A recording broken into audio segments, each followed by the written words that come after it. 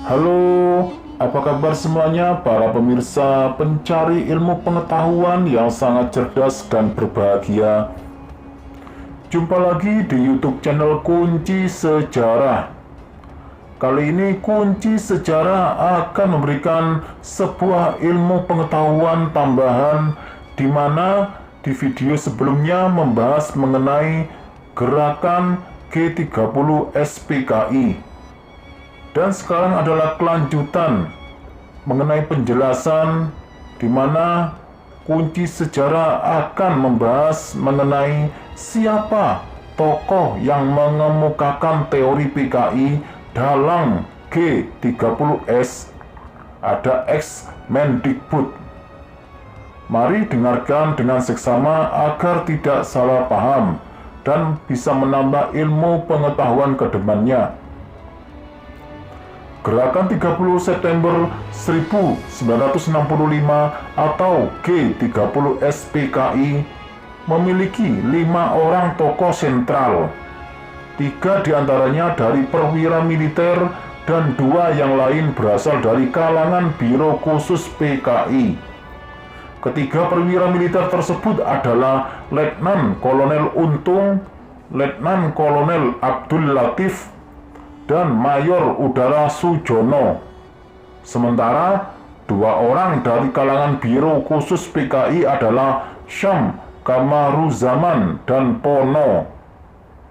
Mengutip penjelasan buku Siswa Sejarah Indonesia untuk SMA atau MA kelas 7 karya Abdurrahman dan Arif Pradono yang bersumber dari tulisan-tulisan dalam Jurnal Sejarah volume 9, memandang tragedi nasional 1965 secara jernih dan buku dalih pembunuhan massal, gerakan 30 September dan kudeta Soeharto.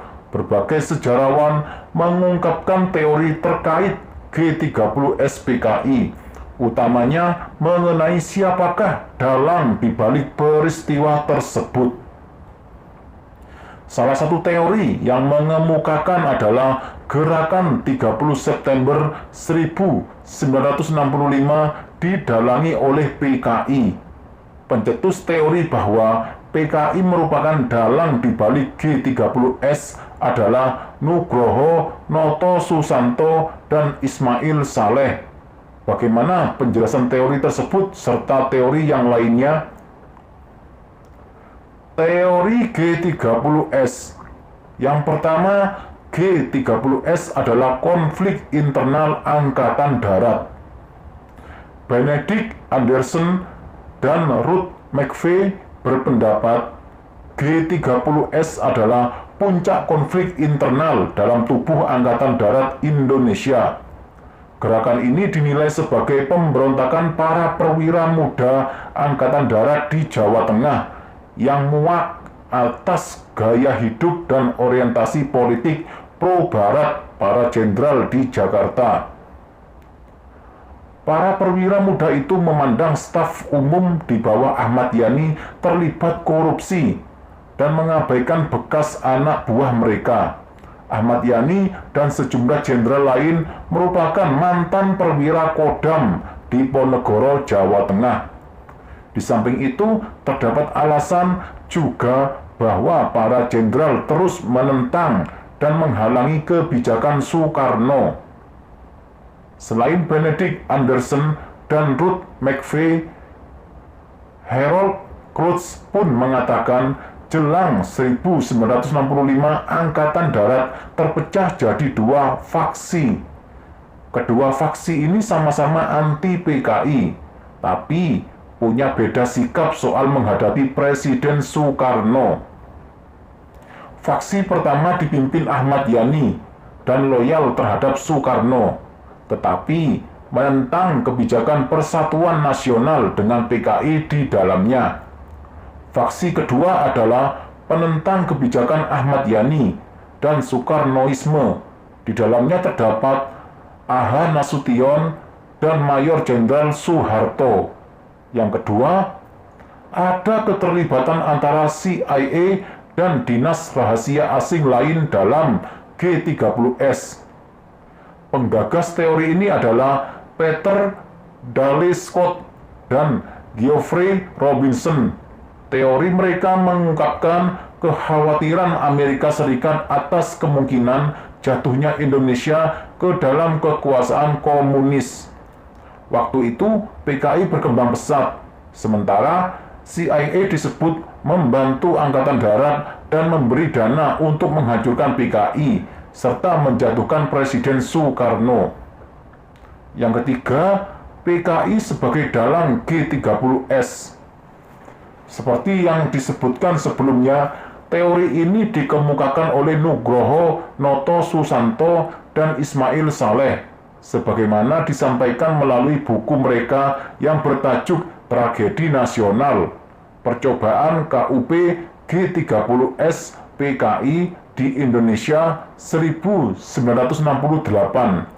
Menurut teori tersebut, para tokoh PKI bertanggung jawab dalam mengatur peristiwa G30S. Partai Komunis Indonesia dipandang memanfaatkan unsur-unsur tentara guna melancarkan kudeta. Beragam aktivitas dan aksi PKI pada 1956 sampai 1965 juga menjadi dasar atas teori ini. Nugroho pernah menjabat Kepala Pusat Sejarah Militer ABRI dengan pangkat tituler Brigadir Jenderal. Ia juga pernah dipercaya Soeharto menjadi Menteri Pendidikan dan Kebudayaan pada 1983 sampai 1985. Saat menjadi menteri, Nugroho memasukkan mata pelajaran Pendidikan Sejarah Perjuangan Bangsa atau PSPB dalam kurikulum 1984. Yang keempat, Soekarno sebagai dalang G30S. Ahli yang mengungkapkan teori ini diantaranya Anthony C. Dake dan John Hughes. Berdasarkan teori ini, G30S adalah skenario yang dirancang Soekarno untuk melenyapkan kekuatan pihak oposisi yang sebagian besar adalah golongan Angkatan Darat. Selain itu, Soekarno dinilai memanfaatkan hubungan baiknya dengan PKI guna mencapai tujuan tersebut. Yang kelima, Soeharto sebagai dalang G30S. Salah seorang ahli yang menyampaikan teori ini adalah Brian May. Menurutnya, ada kedekatan hubungan antara Letnan Kolonel Untung dan Letnan Kolonel Abdul Latif dengan Mayor Jenderal Soeharto. Berdasarkan keterangan Latif, dalam persidangan tahun 1968, ia menemui Soeharto pada malam 30 September 1965. Dalam kesaksiannya, dia menyatakan memberitahu Soeharto soal adanya sejumlah perwira yang akan mengambil tindakan terhadap Dewan Jenderal. Di samping itu, teori ini mengungkapkan keganjilan mengenai Soeharto yang tidak termasuk ke dalam daftar jenderal yang hendak diculik. Padahal dia adalah panglima pasukan penting di Jakarta yang menjadi ancaman rencana pemberontakan. Itulah tokoh yang menyebutkan bahwa PKI merupakan dalang G30S dan beberapa teori terkait lainnya. Demikianlah penjelasan dari Kunci Sejarah. Semoga bermanfaat dan semakin menambah ilmu pengetahuan ke depannya.